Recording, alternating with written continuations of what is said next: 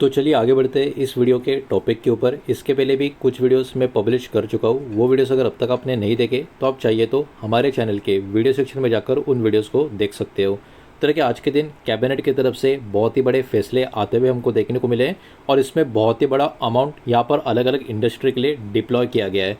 तो यहाँ पर बात करें यूनियन बजट की तो अप्रूवल यहाँ पर मिल चुका है 2.19 लाख करोड़ के जो प्रोजेक्ट है उसके लिए। तो देखा जाए तो ये अपने आप में काफ़ी बड़ी खबर है, काफ़ी बड़ा अमाउंट है। इस बात को भी हम लोगों को यहाँ पर ध्यान में रखना चाहिए। तो इस खबर को अब थोड़ा सा डिटेल्स में समझने की कोशिश करेंगे।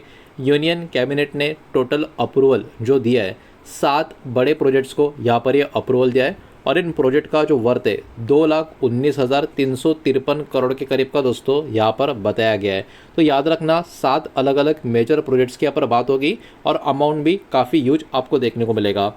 अब इसमें फोकस कौन से कैटेगरीज के ऊपर है ये बात भी यहाँ पर मेंशन की गई है। सबसे पहले सेमीकंडक्टर का मैन्युफैक्चरिंग इसके ऊपर फोकस है, मोबाइल फ़ोन का मैन्युफैक्चरिंग इसके ऊपर फोकस है, रोड इंफ्रा, रेलवेज़ और फर्टिलाइज़र सेक्टर के ऊपर यहाँ पर फोकस दिया गया है।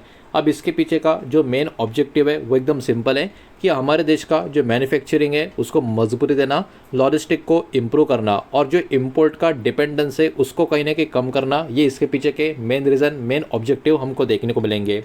तो वन बाय वन हर एक कैटेगरी में क्या क्या खबर निकल कर आ रही है, कौन से कंपनी के ऊपर फोकस मार्केट का बना रह सकता है, वो ज़रा एक एक करके डेटा यहाँ पर हम फटाफट देख लेते हैं। तो सबसे पहले हम देखेंगे सेमीकंडक्टर मिशन 2.0 का जो खबर निकल कर आ रहा है, बिकॉज ये खबर अपने आप में काफ़ी यूज हमको देखने को मिल रहा है। अब इसमें प्रोजेक्ट की अगर हम बात करें तो गवर्नमेंट ने यहाँ पर अप्रूव किया है 1.27 लाख करोड़ का सेमीकॉन 2.0 के लिए। तो ये अपने आप में बहुत ही ह्यूज नंबर आपको देखने को मिलेगा। इसका भी जो मेन रीज़न है या मेन एम या टारगेट आप बोल सकते हो, सेमीकंडक्टर का जो मैन्युफैक्चरिंग है हमारे देश में उसको इंक्रीज करना है। ये सबसे इंपॉर्टेंट टारगेट यहाँ पर आपको नजर आएगा।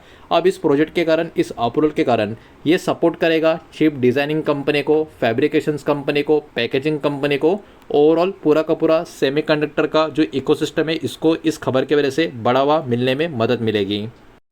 अब देखिए खबर अपने आप में काफ़ी बड़ी है, काफ़ी ज़बरदस्त है। इसके कारण हमारे इस इंडस्ट्री के बहुत सारे जो कंपनियां, बहुत सारे जो शेयर है वो बाज़ार के फोकस में यहाँ पर बने रह सकते हैं। तो ये कौन से शेयर है उनके नाम भी एक एक करके यहाँ पर हम देखेंगे, लेकिन जितने भी शेयर्स के नाम अलग अलग सेक्टर के जो होंगे जो इस वीडियो के माध्यम से हम देखेंगे, ये किसी भी तरीके का बाय सेल का रिकमेंडेशन नहीं है, इन्वेस्टमेंट का एडवाइस नहीं है। इस बात को भी यहाँ पर आप ध्यान में रखें। तो पॉसिबली जो कंपनियाँ होगी इस खबर के चलते बाजार के फोकस में बनी रह सकती है। इसमें डायरेक्ट सेक्टर के जो पार्टिसिपेंट्स हैं, इसमें टाटा इलेक्ट्रॉनिक ये वाला कंपनी फोकस में रह सकता है। हालांकि ये वाला स्टॉक अभी मार्केट में लिस्टेड नहीं है, तो इसको मैंने 35 जो नंबर है उस नंबर में काउंट नहीं किया है। तो 35 नंबर्स की बात करें, इसमें Kaynes technology, Dixon technology, Syrma, HGS tech, CG power, MosChip tech और एएसएम टेक्नोलॉजीज ये वाली कंपनियां डायरेक्ट पार्टिसिपेंट्स के या बेनिफिशियरी रूप में बाजार के फोकस में रह सकती है। इनडायरेक्ट बेनिफिशियरीज की बात करें तो टाटा एलेक्सी, बेल, एचसीएल टेक और विप्रो ये वाली कंपनियां भी इस खबर के कारण बाजार के फोकस में बनी रहेगी। इसके बाद मोबाइल फ़ोन का जो मैन्युफैक्चरिंग स्कीम है इसके बारे में भी अपडेट निकल कर आ रही है।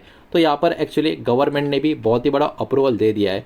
62,500 करोड़ का अप्रूवल सेकेंड फेज के लिए यहाँ पर दिया गया है। एक्चुअली ये जो पीएलआई स्कीम है इसका ही दूसरा हिस्सा आपको देखने को मिलेगा। अब इसके पीछे का ऑब्जेक्टिव एकदम सिंपल है, हमारे देश में मोबाइल फ़ोन का जो मैन्युफैक्चरिंग है उसको यहाँ पर बढ़ावा देना है, इंक्रीज़ करना है। और इसके पीछे का इंपॉर्टेंट एम ये भी है कि इलेक्ट्रॉनिक का जो सप्लाई चेन है उसको भी यहाँ पर और मजबूत करना है और भी ज़्यादा प्रोडक्शन को यहाँ पर कंपनियों के इनकरेज करना है। तो इसके पीछे का रीज़न यहाँ पर देखने को मिलेगा। 62,500 करोड़ का अमाउंट इस पर्टिकुलर थीम के लिए यहाँ पर अप्रूव किया गया है।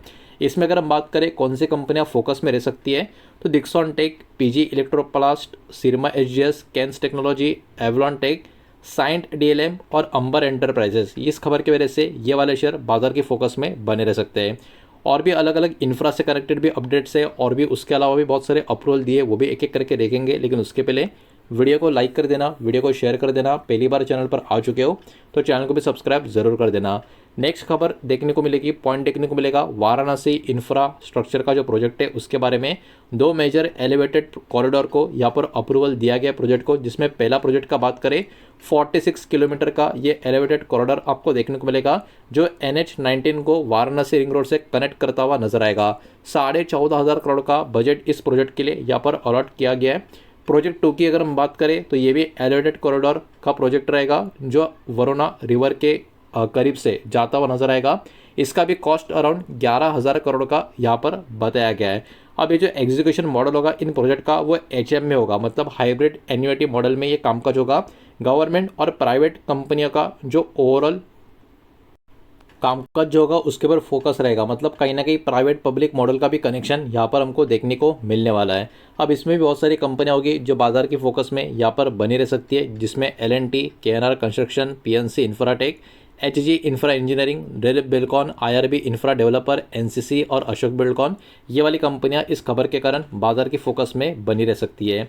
इसके बाद रेलवे प्रोजेक्ट्स को भी बहुत बड़ा अप्रूवल यहाँ पर दिया गया है। इसमें नए रेलवे के लाइन्स ट्रैक को डबल करना और भी जो फ्रेट मूवमेंट है उसको और भी बेहतर करना, पैसेंजर कनेक्टिविटी को और अच्छा खासा यहाँ से इम्प्रूव करना, इसके ऊपर यहाँ पर फोकस किया गया है। और इसके कारण RVNL, इरकॉन, उसके बाद RITES, Texmaco rail, Titagarh rail system, Jupiter wagons और कैलेंडर रेल निर्मन, ये सारी कंपनियां बाजार की फोकस में यहाँ पर बनी रह सकती है।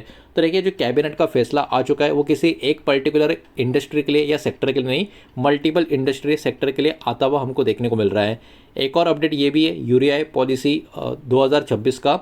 इसमें नया नेशनल इन्वेस्टमेंट पॉलिसी यूरिया 2026 का अप्रूव हो चुका है। इसके पीछे का जो ऑब्जेक्टिव है डोमेस्टिक फर्टिलाइज़र का जो प्रोडक्शन है इसको यहाँ पर इंक्रीज करना है, फर्टिलाइज़र का जो इंपोर्ट हम कर रहे हैं उसको कहीं ना कहीं कम करना है और लॉन्ग टर्म का सप्लाई सिक्योरिटी को भी यहाँ पर इम्प्रूव करना है।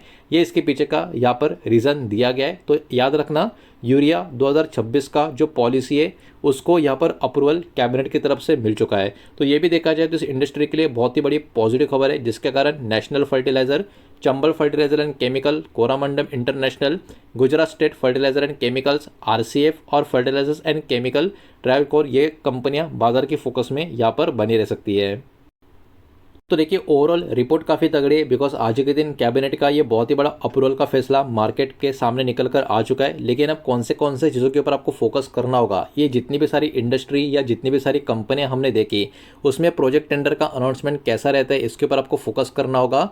और ये कंपनियां जो अभी हमने देखी उनमें से कितने सारी कंपनियों को आने वाले समय में इससे कनेक्टेड बड़े बड़े ऑर्डर्स मिलते हैं नहीं मिलते, इसके ऊपर भी फोकस करना होगा। साथ ही साथ गवर्नमेंट का स्पेंडिंग का प्रोग्रेस कैसा है, बिकॉज अमाउंट तो यहाँ पर बहुत बड़ा अप्रूवल दे दिया है, लेकिन स्पेंडिंग का प्रोग्रेस कैसे रहता है इसके ऊपर भी मार्केट का फोकस बने रहेगा। कैपेसिटी का जो एक्सपांशन है मैन्युफैक्चरिंग का वो किस तरीके से हो रहा है उसके ऊपर भी ध्यान बाजार का बना रहेगा। इंफ्रा का जो एग्जीक्यूशन का स्पीड है वो सही स्पीड में जा रहा है या नहीं जा रहा है इसके ऊपर भी ध्यान रहेगा। साथ ही साथ जो भी डिस्क्लोजर होंगे कंपनी के आने वाले समय के और ऑफिशियल अनाउंसमेंट जो होंगे उनके ऊपर भी मार्केट का एक पर्टिकुलर नज़र यहाँ पर बना रहेगा। तो ओवरऑल समरी कंक्लूजन इस रिपोर्ट की अगर हम बात करें तो गवर्नमेंट ने यहाँ पर 2.19 लाख करोड़ का इन्वेस्टमेंट का पैकेज क्लियर कट अप्रूवल दे दिया है और इसमें सेमीकंडक्टर, इलेक्ट्रॉनिक्स का जो प्रोडक्शन है, रोड, रेलवे, फर्टिलाइजर का जो प्रोडक्शन है इसके ऊपर क्लियरली यहाँ पर सरकार का फोकस हमको देखने को मिल रहा है। लेकिन वही बात है लॉन्ग टर्म का इम्पैक्ट इस पर्टिकुलर इंडस्ट्री के ऊपर यहाँ पर इंक्रीज होता हुआ नजर आ सकता है और वो भी डिपेंड होगा कि किस तरीके से इन प्रोजेक्ट का एग्जीक्यूशन, ऑर्डर्स का जो अलोकेशन है और इम्प्लीमेंटेशन का प्रोग्रेस कैसा हो रहा है, ये सारी चीज़ें भी आप लोगों को यहाँ पर ध्यान में रखनी होगी। तो यही सारा डेटा इस वीडियो के माध्यम से आपके सामने प्रेजेंट करना था। जो भी डेटा मैंने आपके सामने प्रेजेंट किया है सब कुछ एजुकेशनल, इन्फॉर्मेशनल, न्यूज़ पर्पज़ के हिसाब से ये किसी भी तरीके का इन्वेस्टमेंट का एडवाइस या स्टॉक का रिकमेंडेशन मैं आपको दे रहा नहीं हूँ, नहीं मैंने आपको दिया है। इस बात को भी यहाँ पर आप ध्यान में रखें। उम्मीद करता हूँ वीडियो समझ आया होगा, पसंद आया होगा तो वीडियो को लाइक करें, दोस्तों शेयर करें। पहली बार चैनल पर आ चुके हो तो सब्सक्राइब भी कर देना और कोई भी स्टॉक में निवेश करने से पहले खुद की स्टडी रिसर्च जरूर करें, फाइनेंशियल एडवाइजर की सलाह जरूर लें। मिलते हैं नेक्स्ट वीडियो में, धन्यवाद।